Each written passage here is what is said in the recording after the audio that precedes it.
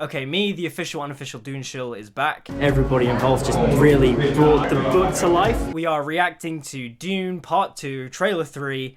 We shouldn't even need a third trailer. This film should have been out by now. I should have been watching this and Wonka in the cinema simultaneously. Yeah, actors and writers strike. Yeah. They got paid properly. All that good stuff. Yeah, we wanted that. But at the end of the day, I should have had Dune Part 2 by now. Before we get into the video, I just want to quickly plug my latest short film, The Brothers' Failure, a mockumentary. Based on a true story, Hamza Boujalloua, a young, naive filmmaker, has an ambitious dream to bring his fantasy short film to life. Witness him and his friends embark on the journey of attempting to create the Brothers' Blade and realize his artistic vision. A lot of time, a lot of love, and a lot of passion went into it, and I'd really appreciate it if you guys gave it a watch. Click the link in the description to watch it, or go to the front page of my YouTube channel, and it's right there on the homepage. I hope you guys enjoy it. Now, onto the video. Anyways, long story short, this trailer is incredible. It's funny too, because I think trailer 2 is the better trailer, because it's the more epic trailer.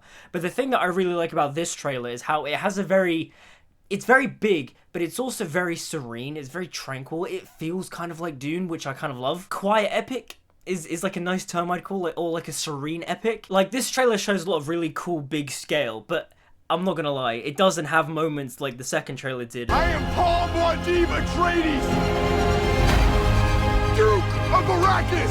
I am Paul Atreides, Duke of Arrakis! Come on, man. Like, that is, like, instant hype fuel to me.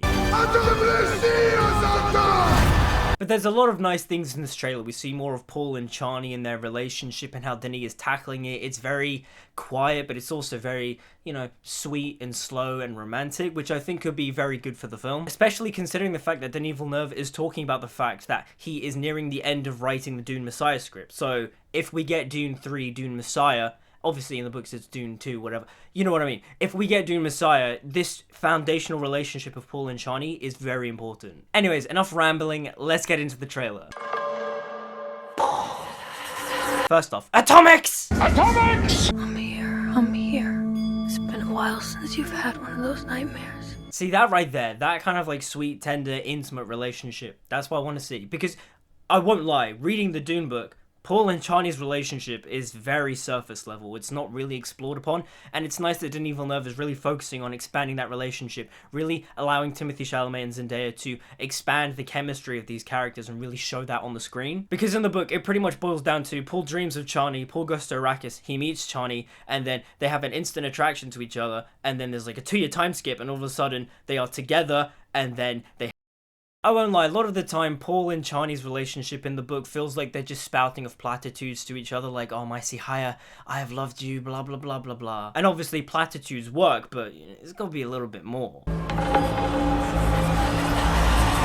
The scale of this film is insane. It looks so big, especially considering the fact that the film cost like $144 million. Like, that's insane to me. How did Denis Villeneuve do it? The master, mon ami, mon compas. My family's been fighting them for centuries. Again, that simple shot of, I'm assuming it's Paul, it's either Paul or Chani, just running, and you see the rubble and the debris falling behind them in the explosion. There's something about it, the way it's shot, it's so cinematic, but you can tell a lot of it's done in camera. And whatever's done in the computer, you can't tell because it's blended so seamlessly. And because of that, it's so visually pleasing that you buy the reality of what's happening, that you're invested in the story because you go, I am watching an epic because this stuff is pretty much happening for real. And even if it's not real, it's giving off the illusion that it's real. Well, I'd very much like to be equal to you. Maybe I'll show you the way. I'd like to be equal to you. Paul got that Muad'Dib riz. Timmy, are you sure that Tom Holland is the ultimate riz master? Fade Rother. He's psychotic. My boy, my boy. Also, Fade, what that tongue do? Austin Butler's Fade Ralph Harkonnen. Visually, it's so interesting. It's so cool. He's not ugly, but he's like alienly beautiful. I've talked about this before, but like, I still can't get over the fact that Austin Butler's Fade Ralph is still good looking, but it's not attractive.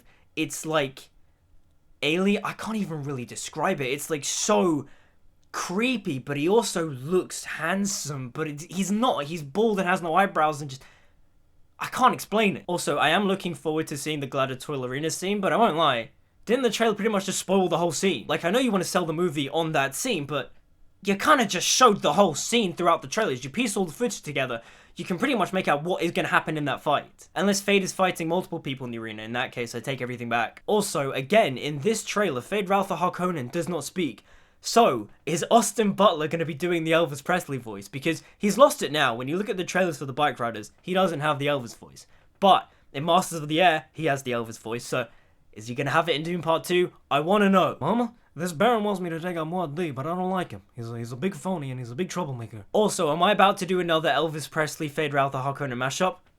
Of course, it's not a Hamza Bajelwa Dune video if I don't do a Fade Ralph and Elvis Presley mashup. If you're looking for trouble, just look right in my face. Looking for trouble, came to the right place. Felt looking for trouble, just look right in my face. See possible futures all at once, and in so many futures, our enemies prevail. But I do see a way. There is a narrow way through. The golden path. See, you can tell that Denis Villeneuve has read the books. Him and his screenwriters, they care about the material because they're alluding to things like the golden path and the idea that Paul's prescience is not reliable. He sees so many different things that it's not really clear. He sees fragments and pieces and he can piece it together, but at the end of the day, everything he sees isn't inherently going to happen. And if it does happen, it's less indirect. We see it in part 1 with the whole Jameis thing. Like, we see Jameis in one of his visions and Jameis is Paul's friend because in the book, Paul says, I was a friend of Jameis, but that's because you saw a possible future where he became friends with Jameis. But in reality, he fights Jameis and he kills Jameis, and throughout Dune Part 1, we see the metaphor of kill the boy and let the man be born. This is Paul becoming a man. But also, in a way, Jameis did show Paul the way of the desert because he had to kill him in order to be accepted by the Fremen tribe. See, it's all this detail stuff. Denis Villeneuve, he understands. He gets it. This is what happens when you get a very good director that is a fan of a source material, of a property, and he adapts it. He understands the meaning behind certain things. He understands the lore. He understands the reason why characters do these things, and he uses his masterful filmmaking to bring that to life. Also, the Battle of Arrakis is going to be sick. Like, 3 sandworms, like, just that shot, incredible. This is where visual storytelling comes into play, and this is where visual adaptation comes into play, because the Battle of Arrakis in the book is pretty much not really focused upon. Frank Herbert pretty much, like, simulates it. He's like, this happened and blah, blah, blah. Oh, Paul, you gotta go into the main hall now because you gotta fight Fade. And it's like, wait, but what about the battle? They went into battle, and then you go to the next chapter, and it's like, Paul's walking through the palace. It's like, what do you mean? Did he fight?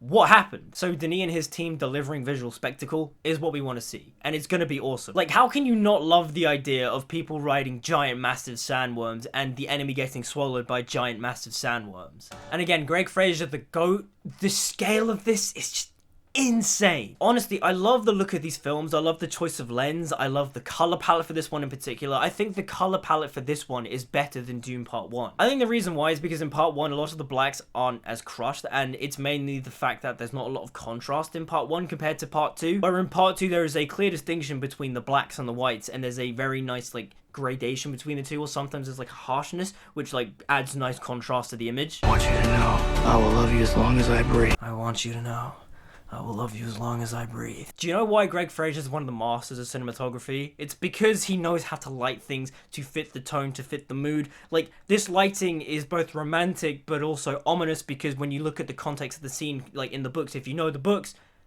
it's fantastic. I love how Timothée Chalamet looks really ominous here. But you can also visually interpret this as romantic mood lighting.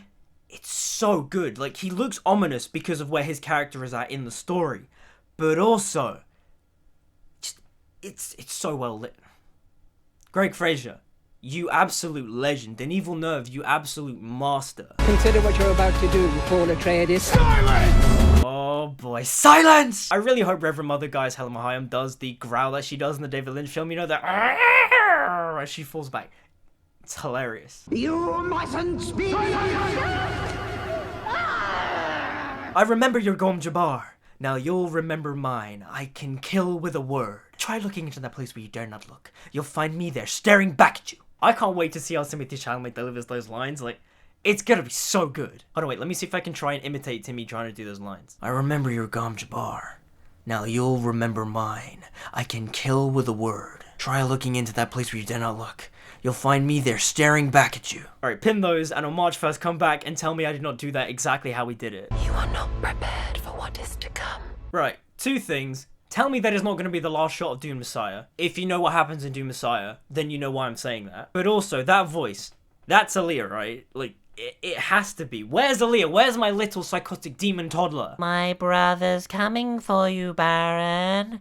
Him and his Fremen warrior. Seriously, where is Aaliyah? Where is my favorite character of the first Dune book? That's my girl right there. She's amazingly just so weird and funny, and also she's great. And it sucks that we haven't seen her in the marketing, but I'm assuming that's Denis Villeneuve's like ace in the hole. That's his little like card he's got up his sleeve. It's Aaliyah. Apparently the reason why they haven't shown Aaliyah is because the character is going to be a CGI hybrid. Like, it's going to be an actress, but they're CGI'd her face to make her look more weird, because obviously Aaliyah is a weird child because of certain things that happen in the story. And I think the idea of it being a CGI hybrid could work, and I believe in Denis Villeneuve and his team's ability to sell that effect, considering how in Blade Runner 2049, when they brought back Rachel, it was a CGI blend, but it worked. Especially how thematically in Blade Runner 2049, Rachel, when she was brought back, wasn't the real Rachel when she was supposed to look off. So using that kind of reasoning to bring Aaliyah to the screen just makes sense. Look, to wrap things up, Dune Part 2 is going to be incredible.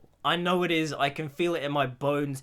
It just looks big and epic, and the performances look great from everyone, and it feels like Denis Villeneuve is really bringing that second part of the book to life, which is weird too, because I actually think the second part of the book isn't as good as the first part. And so I do think cinematically it's going to be funny to have the reverse of that, where the first film is good, it is very good, but it lacks some depth in certain areas, and part 2 I feel like is going to be the expanded version with the more sophisticated themes and ideas.